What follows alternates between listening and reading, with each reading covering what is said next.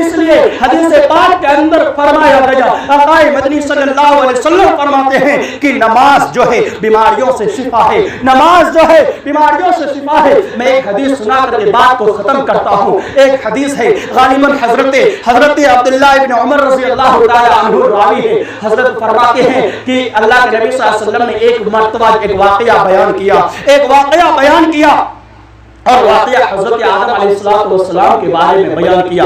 فرماتے ہیں کہ حضرت آدم علیہ السلام کے گلے کے پاس جو ہے ایک فورا نکل آیا، ایک دنبل نکل آیا، ایک گھاؤ ہو گیا۔ حضرت آدم علیہ السلام نے 2 رکعت نماز ادا کی، وضو کر کے 2 رکعت نماز ادا کی، تو وہ جو ہے وہ پھونسی جو تھا، وہ گھاؤ جو تھا، وہ دنبل جو تھا، وہ گلے سے سینے پر آ گیا۔ پھر حضرت آدم علیہ السلام پھر 2 رکعت نماز پڑھتے ہیں، پھر وہ گھاؤ جو ہے پیٹ کے پاس آ جاتا ہے، پھر 2 رکعت نماز پڑھتے ہیں، رانوں پہ آ جاتا ہے، پھر 2 رکعت نماز پڑھتے ہیں، گھٹنوں پہ آ جاتا ہے، پھر 2 رکعت نماز پڑھتے ہیں، تو گھٹنوں سے نیچے آ جاتا ہے، پھر نماز پڑھتے ہیں، پنڈلی پہ آ جاتا ہے، پھر نماز پڑھتے ہیں، تو وہ گھاؤ ختم ہو جاتا ہے۔ اسی وجہ سے میرے بھائیوں، آقا مدنی نے فرمایا نماز کے اندر بیماری کی شفا ہے، نماز کے اندر شفا ہے۔ اسی وجہ سے مسلمانوں نماز کا پابند کرو، نماز کی پابندی کرو۔